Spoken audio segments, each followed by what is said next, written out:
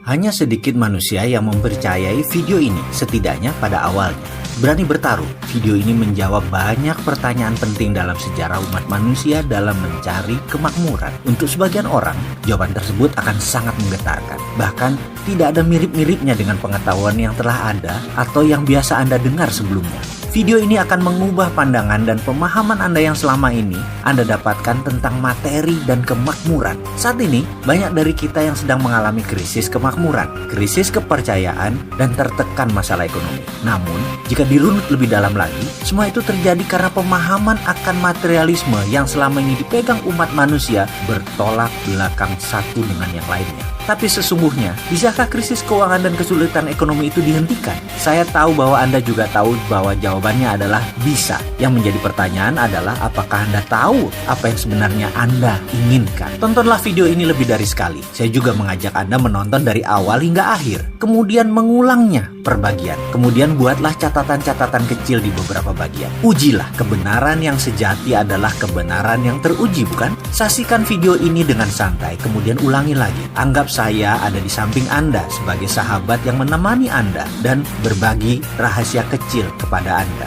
Tontonlah video ini dengan hati, tapi pastikan gunakan lebih dari satu hati. Hati-hati. Banyak informasi dalam kehidupan ini, terutama dalam mencari kemakmuran, menjadi tidak akurat setelah Anda menonton video ini. Tetapi garansi, pasti hasilnya lebih baik. Itulah jawaban mengapa dunia sekarang dalam bahaya yang sangat besar. Karena kemakmuran seakan tidak bisa dicapai oleh semua orang. Hanya segelintir orang yang kebetulan bernasib baik memperolehnya. Kembali pilihan ini ada pada kita. Siapkah Anda menulis sejarah hidup Anda? Kita mulai dengan otak sama, nasib beda. Ketika berbicara soal kemakmuran, prosperity conscious atau kesadaran kaya, selalu menjadi hal pertama yang saya bahas adalah kata-kata. Ini menekankan bahwa cara kerja otak adalah pilihan. Jadi bagaimana Anda memprogram otak Anda untuk menjadi seorang yang kaya, Andalah yang menentukan. Artinya, kaya itu pilihan. Siapa yang ingin mendapatkannya pasti dapat, karena kaya itu hak semua orang. Ini sekilas fakta tentang otak. Bangsa manapun di dunia, ukuran otaknya, baik ukuran panjang syarafnya,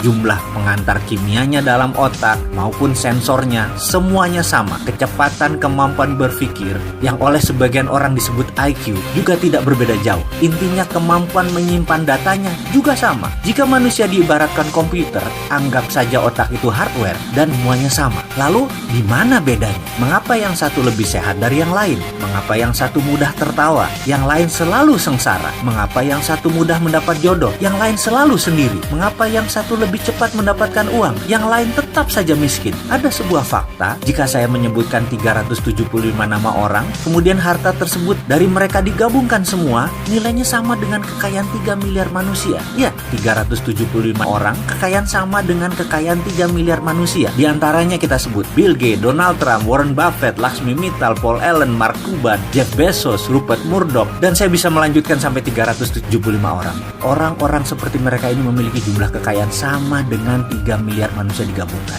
Jadi kesimpulan, otak sama, nasibnya beda. Nasib, ini batu sandungan pertama. Ada sebuah sistem pada manusia yang namanya belief system atau sistem keyakinan. Ini ditanam di subconscious atau di pikiran bawah sadar seseorang. Jika sudah ditanam di posisi ini, untuk mengubahnya perlu teknik khusus. Kalau menggunakan cara biasa, tidak akan pernah berubah. Misalnya, kebiasaan merokok. Maaf ya, saya mengambil contoh merokok karena mudah dipahami. Saya tidak merokok, tapi saya bukan anti orang perokok. Prinsip saya merokok itu baik, tidak merokok itu lebih baik. Itu hanya sebuah pemahaman dan pengambilan posisi dalam melihat sesuatu. Kembali ke merokok sebagai contoh. Dalam iklan televisi, dikatakan secara vulgar, merokok bisa menyebabkan kanker, gagal janin, penyakit paru-paru, dan lain sebagainya. Apakah dibaca oleh setiap perokok? Ya, namun apakah mereka lantas berhenti merokok karena takut akan peringatan tersebut? Tidak juga. Mengapa? Itulah kerja otak.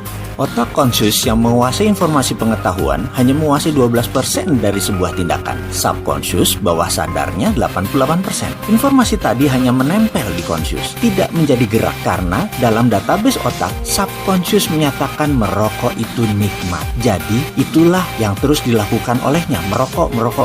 Subconscious lah yang berkuasa, 5 kali lebih kuat dari kekuasaannya conscious. Sekarang kita kembali ke prosperity conscious atau kesadaran kemakmuran atau IQ kaya atau tulang kaya atau balung sugih. Apapun itu, bagi mind master atau sang pemilik otak, ini semacam software. Jadi 375 orang kaya memiliki software ini, sedangkan 3 miliar manusia belum memiliki software ini. Bisa menerima? Masih berat? Masih bertanya, di mana itu nasib? Ya, ini pertanyaan kecil dari kelompok besar. Ini pertanyaan saya pula. Saya mengalami jalan kehidupan yang turun naik seperti gelombang laut selagi badai. Saya pernah memiliki materi berlimpah, tapi 3 tahun kemudian tinggal di rumah kontrakan dan masih menanggung hutang yang besar lagi. Kemudian kembali berlimpah materi, kemudian kembali terpuruk, kembali lagi naik ke atas, lalu berbalik begitu sampai di puncak. Saya sudah mengalami beragam kisah untuk bisa menjadi diri saya sekarang. Ketika itu saya banyak mempertanyakan nasib dan urusan jalan hidup. Hingga akhirnya saya memutuskan untuk belajar dan mencari kemanapun untuk mendapatkan jawaban pertanyaan saya yang terbesar. Nasib itu pemberian Tuhan atau buatan manusia? Itu pertanyaan saya. Saya tidak kaget jika pertanyaan itu membuat Anda memutuskan berhenti menonton video ini hingga di chapter ini. Karena belief system Anda menyatakan rezeki sudah ada yang mengatur. Sementara kalau diteruskan ternyata rezeki itu manusia yang mengatur. Yang selama ini kita kenal dan melaksanakan sesuai sistem Tuhan. Ini sungguh menyesakkan, bukan? Tapi kalau itu kebenaran yang terjadi, bagaimana? Izinkan kosongkan gelas Anda. Ke depan akan ada banyak hal yang menyesakkan dada Anda. Saya tetap akan melanjutkan kisah dalam video berikutnya untuk Anda sahabat semua. Karena saya tahu sekali, fakta bisa merubah kebenaran. Ya, kebenaran Anda akan ditantang ke batas ujung dengan fakta-fakta yang akan saya berikan. Beranikah Anda meneruskan video selanjutnya?